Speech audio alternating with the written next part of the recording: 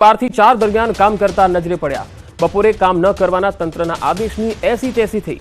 મલાણા ગામ નજીક સ્કૂલના બાંધકામની કામગીરી ચાલુ હતી। બપોરના સમયે પણ કામગીરી ચાલુ રાખવામાં આવી। જાહેરનામામાં કહેવામાં આવ્યું છે કે ગરમીના કારણે 12 થી 4 દરમિયાન શ્રમિકો પાસેથી કામ ન કરાવવું અને આરામ આપવો, પરંતુ અહીંયા તંત્રના આદેશની જ એસી તેસી થઈ રહી છે। 25 તારીખ સુધી હીટવેવની આગાહી છે, પરંતુ બનાસકાંઠાથી આ તસવીરો જોઈ શકો છો કે ભર બપોરે શ્રમિકો કામ કરે છે। અમદાવાદમાં ગરમીથી બચવા નવો નુસ્ખો, ટ્રાફિક સિગ્નલ પર લગાવાઈ નેટ લગાવવાથી વાહન ચાલકોને આંશિક રાહત પડી છે। ડીજીપી અને સીપીના માર્ગદર્શનથી આ નેટ લગાડવામાં આવી છે, જેથી ટ્રાફિક સિગ્નલ પર જે ઊભા રહેવું પડે છે અથવા તો વેઇટિંગ કરવું પડે છે ટ્રાફિકના કારણે, તેથી ગરમીથી હેરાન ન થાય અથવા લૂ લાગવાના બનાવો ન બને તે માટે આ પ્રકારની નેટ લગાવવામાં આવી છે, જેથી તડકાથી તેમને બચાવી શકાય।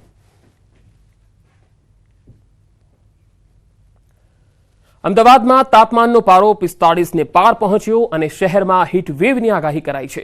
ત્યારે આટલી કાળઝાળ ગરમીમાં લોકો ઘરની બહાર નીકળવાનું ટાળે છે, ત્યારે ટ્રાફિક સિગ્નલ પર ફરજ બજાવતા જવાનોની પરિસ્થિતિ પર ન્યૂઝ 18 ગુજરાતીએ રિયાલિટી ચેક કર્યું હતું। શહેરના લાલ દરવાજા ટ્રાફિક સિગ્નલ પર ગરમીમાં પણ જવાનો પોતે ફરજ નિભાવતા નજરે પડ્યા, જેઓ સ્થાનિક વેપારીએ આપેલી છત્રી નીચે ગરમીમાં આશરો લે છે અને પીવાના પાણીની પણ કોઈ સુવિધા નથી હોતી।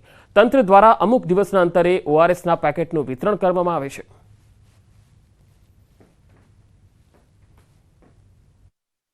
અમદાવાદ સહિત રાજ્યભરમાં ગરમીનો પારો ઊંચે જઈ રહ્યો છે અને બપોરના સમયે હીટવેવની અસર પણ વર્તાઈ રહી છે અને હજુ પણ આગામી દિવસોમાં હીટવેવ યથાવત રહેવાની છે। ત્યારે ન્યૂઝ 18 ગુજરાતી એ રિયાલિટી ચેક કરી રહ્યું છે કે જે ટ્રાફિકના જવાનો જે છે તેઓ જ્યારે ટ્રાફિક નિયમન કરતા હોય અને બપોરના સમયે તેઓને કયા પ્રકારની મુશ્કેલી પડતી હોય છે તે પ્રકારનું રિયાલિટી ચેક કરવામાં આવી રહ્યું છે અને સાથે સાથે તંત્ર દ્વારા આ ટ્રાફિકના જવાનો માટે કેવા પ્રકારની વ્યવસ્થા કરવામાં આવી છે તે જાણવાનો પ્રયાસ પણ ન્યૂઝ 18 ગુજરાતીની ટીમ કરી રહી છે। આપ જે જોઈ શકો છો કે બપોરના સમયે જ્યારે ધોમધકતો તાપ હોય ને તેવામાં પણ ટ્રાફિકના જવાનો જે છે તે પોતાની ફરજ જે છે તે અદા કરી રહ્યા છે। હાલ આ છે લાલ દરવાજાનું ટ્રાફિક જંકશન કે જ્યાં આપ જોઈ શકો છો કે આ ટ્રાફિકના જવાનો માટે જે બેઠક વ્યવસ્થા આપ જે જોઈ શકો છો કે અહીંયા એક સ્થાનિક વેપારી દ્વારા એક છત્રી આપવામાં આવી છે અને એ છત્રીના નીચે થોડી વારે જ્યારે આકરો તાપ હોય ત્યારે ટ્રાફિકના જવાનો જે છે આ રીતે છત્રીના નીચે આશરો લઈ અને પોતે હાશકારો મેળવતા હોય છે। તેઓ માટે પીવાના પાણીની પણ વ્યવસ્થા જે છે તે અહીંયા જોવા મળી રહી છે। સાથે સાથે અહીંયા બાજુમાં જ ગાર્ડન છે અને ગાર્ડનમાં પણ જ્યારે પાણીનો છંટકાવ થતો હોય ત્યારે અહીંયા ટ્રાફિકના જવાનોને ઠંડક મળી રહે તે માટે અહીંયા પાણીનો છંટકાવ જે છે તેમની જગ્યા પર કરવામાં આવે છે। મહત્વની વાત એ છે કે તંત્ર દ્વારા અહીંયા કોઈ પણ પ્રકારની વ્યવસ્થા કરવામાં આવી નથી। આ જવાનો જે છે તેઓ પોતે જ જાતે પીવાનું પાણી જે છે લાવી અને પોતાના પીવાના પાણીની વ્યવસ્થા કરે છે। આ છત્રી જે છે તે આપવામાં આવી છે તે પણ અહીંના સ્થાનિક વેપારી દ્વારા આપવામાં આવી છે। કોઈ પણ પ્રકારની વ્યવસ્થા માત્ર કહી શકાય કે ઓઆરએસનું વિતરણ જે છે તે થોડા દિવસોના અંતરે આ જવાનોને કરવામાં આવી રહ્યું છે, એ જ માત્ર વ્યવસ્થા તંત્ર દ્વારા થયેલી છે। બાકીની તમામ વ્યવસ્થા આ ટ્રાફિકના જવાનો જાતે પોતે જ કરી રહ્યા છે। ત્યારે સલામ છે આવા ટ્રાફિકના જવાનો માટે કે જેઓ હીટ સ્ટ્રોકના ભોગ જ્યારે લોકો બની રહ્યા છે આકરી ગરમીમાં, ત્યારે એવા સમયે આ હીટવેવની અસર વચ્ચે પણ ટ્રાફિકના જવાનો પોતાની ફરજ અદા કરી રહ્યા છે। કેમેરામેન નિલેશ સોસા સાથે સંજય ટાંક, ન્યૂઝ 18 ગુજરાતી, અમદાવાદ। સુરતના મેયર ક્રેડાઈના અધ્યક્ષ અને પ્રમુખને એક પત્ર લખ્યો। સુરતના મેયરની અપીલ, શ્રમિકોને 1 થી 4 કામ ન કરાવવા માટે અપીલ કરાઈ છે। શ્રમિકોના હિતને ધ્યાનમાં રાખવા માટે અપીલ કરવામાં આવી છે। તો સુરતના મેયરે ક્રેડાઈના અધ્યક્ષ અને ક્રેડાઈના પ્રમુખને પત્ર લખ્યો છે। ખાસ કરીને તેમણે અપીલ કરી છે કે બપોરના 1 થી 4 શ્રમિકો પાસે કામ ન કરાવવામાં આવે, કારણ કે અત્યારે ઘણા શહેરોમાં ઓરેન્જ એલર્ટ પર છે અને ગાંધીનગર, અમદાવાદમાં રેડ એલર્ટ છે। ત્યારે આ પ્રકારે શ્રમિકોને બપોરમાં પણ જો કામ કરાવવામાં આવે તો નુકસાન જઈ શકે છે, જીવને પણ જોખમ છે। સુરત શહેરમાં જ્યાં પણ જવાબદાર વ્યક્તિઓ છે સાઈડો પર, તે લોકોને નમ્ર અપીલ કરું છું, શ્રમિકો પાસે બપોરે 1 થી 4 વાગ્યા સુધી કામ ન કરાવવા અને હીટવેવની પરિસ્થિતિને ધ્યાનમાં રાખીને આપ પણ તકેદારી રાખો. સુરત મહાનગરપાલિકા અને સુરત પોલીસ કમિશનર સતત હીટવેવને કારણે પ્રજા માટે પ્રયત્નશીલ છે. મહેસાણામાં હાર્ટ એટેકથી 25 વર્ષીય આશા વર્કરનું મૃત્યુ થઈ ગયું. કિંજલ ઠાકોર નામની આશા વર્કરનું મોત થયું. મૃતક જગુદન આરોગ્ય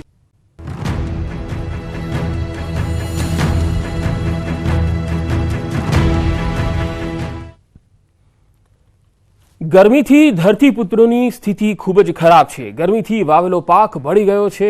વાત આણંદની કરીએ તો આણંદના તારાપુરના ખેડૂતોની વ્યથા સાંભળશો તો તમને ખ્યાલ આવશે કે ખેડૂતોની સ્થિતિ કેવી છે. તારાપુરના કાનાવાડા ગામે ન્યૂઝ 18ની ટીમ પહોંચી. પશુઓ માટે વાવેલો ઘાસચારો બળી ગયો હતો. 44 ડિગ્રીમાં તપતી જમીન પરથી ગ્રાઉન્ડ રિપોર્ટ નિહાળો.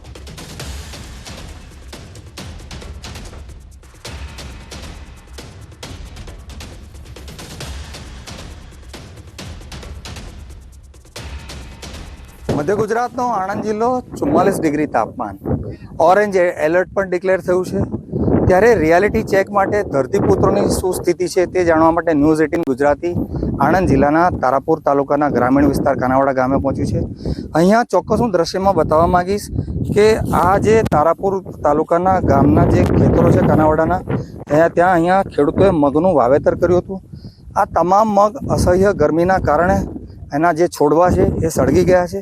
આપણી સાથે અહીંયા બાજુમાં પણ એક ખેતર છે, ત્યાં ચોક્કસ હું દ્રશ્યમાં બતાવવા માંગીશ કે પશુઓ માટે ખેડૂતોએ જાર કરી હતી. આ જારના પણ તમામ છોડો સળગી ગયા છે.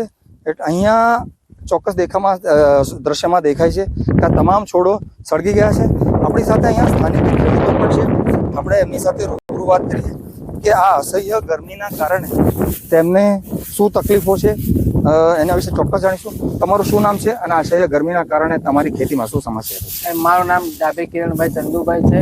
હું મધ્ય ગુજરાત આણંદ જિલ્લો તારાપુર તાલુકાના કાનાવાડા ગામનો નિવાસી છું.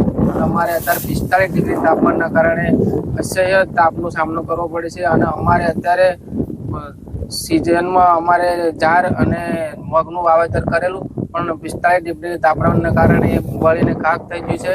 અને અમારે તો ચોમાસામાં પણ આવી તકલીફ થાય છે અને અમારે તો પીડા ઉપર પાટું લાગી છે અને તેના કારણે અમારે ઘણો સામનો કરવો પડે છે. ખેડૂતોનું કેવું છે કે તેમને પડ્યા પર પાટું છે, ચોમાસામાં પણ તકલીફ થાય છે, સાથે સાથે આ ગરમીમાં પણ તેમનો જે પાક છે જાર અને મગ તે પણ સળગી ગયા છે. જનક જાગીરદાર, ન્યૂઝ 18 ગુજરાતી, તારાપુર. દ્વારકામાં ગરમીથી ઉનાળુ પાકને ખૂબ જ નુકસાન થઈ રહ્યું છે. શાકભાજીના પાકને નુકસાન થયું. રીંગણ, કારેલા, ગુવારના પાકને નુકસાન પહોંચ્યું. પિયતના પાણી પૂરતા ન મળતા મુશ્કેલી વેઠવી પડી રહી છે. વધુ ગરમીના કારણે કારેલાના પાકને પણ નુકસાન થઈ રહ્યું છે. પાણી ન મળતા મગફળીનો પાક સુકાઈ રહ્યો છે.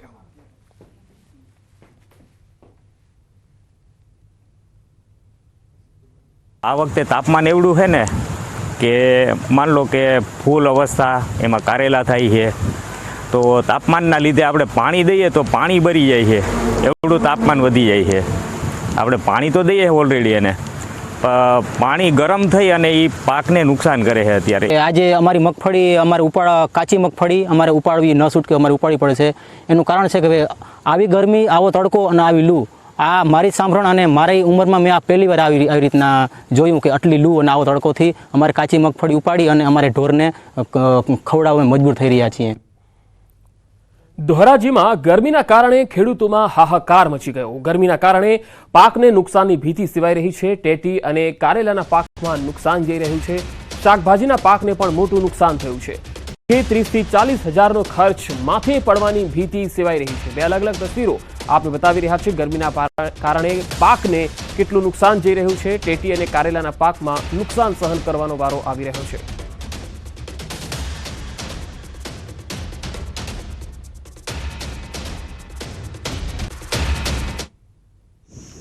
ટેટીન તરબૂચનું જે વાવેતર કર્યું છે એમાં ખર્ચો અત્યારે 30-40 હજારનો વીઘે થાય છે અને સામે ઉત્પાદન થાય છે 30 હજારનું માંડ. હવે જેટલું ખર્ચો કર્યો એટલું થાય, તમારી મહેનત તો જાય છે, એમાં ટેમ્પરેચર વધુ આવે એટલે માલ જાજો બગડે છે.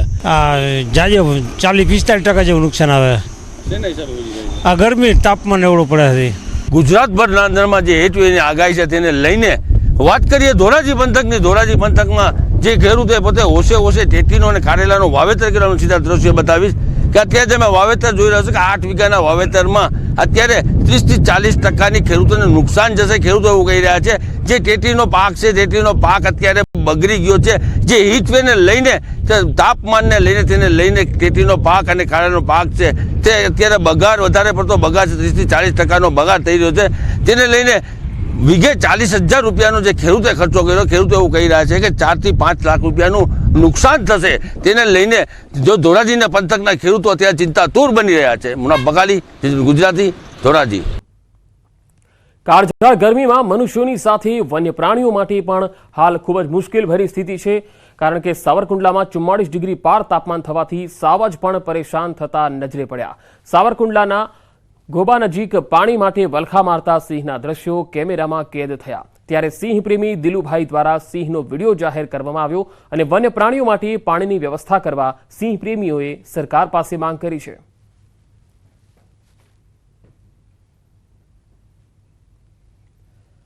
માણસોની સાથે પશુઓ પણ બની રહ્યા છે શિકાર. પશુ પક્ષીઓને પણ લૂ લાગવાના બનાવો સામે આવી રહ્યા છે. ગરમીના કારણે અનેક ચામાચીડિયાના મોત થયા. દાહોદના છાબ તળાવમાં ચામાચીડિયાના મૃત્યુ થયા. તો દાહોદના છાબ તળાવથી આ તસવીરો આવી રહી છે જે આપણે બતાવી રહ્યા છે. ન માત્ર માણસો પરંતુ પશુઓ પક્ષીઓને પણ હવે ગરમીના કારણે મૃત્યુ થવાના બનાવો સામે આવી રહ્યા છે. અનેક ચામાચીડિયા ગરમીના કારણે મોતને ભેટ્યા. દાહોદના છાબ તળાવ વિસ્તારના આ દ્રશ્યો આપ જોઈ રહ્યા છો કે ગરમીના કારણે ચામાચીડિયા હોય, ચકલી હોય, જે સૌથી વધારે મૃત્યુ પામ્યા હોય ગરમીના કારણે. તો આ બંને જે છે એ પશુ પક્ષીઓ જે છે એમને સૌથી વધારે નુકસાન વેઠવું પડી રહ્યું છે. બનાસકાંઠામાં કલેક્ટરના જાહેરનામાનો ભંગ. જિલ્લામાં આગામી 25 તારીખ સુધી હીટવેવની આગાહી છે. શ્રમિકો 12 થી 4 દરમિયાન કામ કરતા નજરે પડ્યા. બપોરે કામ ન કરવાના તંત્રના આદેશની એસી તેસી થઈ. મલાણા ગામ નજીક સ્કૂલના બાંધકામની કામગીરી ચાલુ હતી. બપોરના સમયે પણ કામગીરી ચાલુ રાખવામાં આવી. તો જાહેરનામામાં કહેવામાં આવ્યું છે કે ગરમીના કારણે 12 થી 4 દરમિયાન શ્રમિકો પાસેથી કામ ન કરાવવું અને આરામ આપવો. પરંતુ અહીંયા તંત્રના આદેશની જ એસી તેસી થઈ રહી છે. 25 તારીખ સુધી હીટવેવની આગાહી છે, પરંતુ બનાસકાંઠાથી આ તસવીરો જોઈ શકો છો કે ભર બપોરે શ્રમિકો કામ કરે છે. અમદાવાદમાં ગરમીથી બચવા નવો નુસ્ખો. ટ્રાફિક સિગ્નલ પર લગાવાઈ નેટ. નેટ લગાવવાથી વાહન ચાલકોને આંશિક રાહત પડી છે. ડીજીપી અને સીપીના માર્ગદર્શનથી આ નેટ લગાડવામાં આવી છે, જેથી ટ્રાફિક સિગ્નલ પર જે ઊભા રહેવું પડે છે અથવા તો વેઇટિંગ કરવું પડે છે ટ્રાફિકના કારણે, તેથી ગરમીથી હેરાન ન થાય અથવા લૂ લાગવાના બનાવો ન બને તે માટે આ પ્રકારની નેટ લગાવવામાં આવી છે, જેથી તડકાથી તેમને બચાવી શકાય.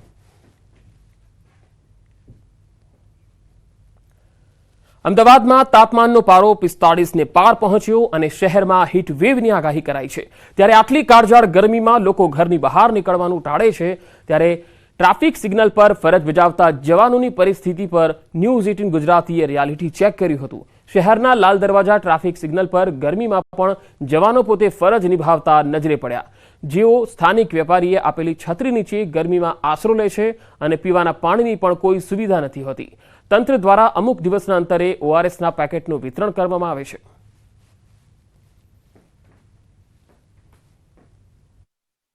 અમદાવાદ સહિત રાજ્યભરમાં ગરમીનો પારો ઊંચે જઈ રહ્યો છે અને બપોરના સમયે હીટવેવની અસર પણ વર્તાઈ રહી છે અને હજુ પણ આગામી દિવસોમાં હીટવેવ યથાવત રહેવાની છે. ત્યારે ન્યૂઝ 18 ગુજરાતી એ રિયાલિટી ચેક કરી રહ્યું છે કે જે ટ્રાફિકના જવાનો જે છે તેઓ જ્યારે ટ્રાફિક નિયમન કરતા હોય અને બપોરના સમય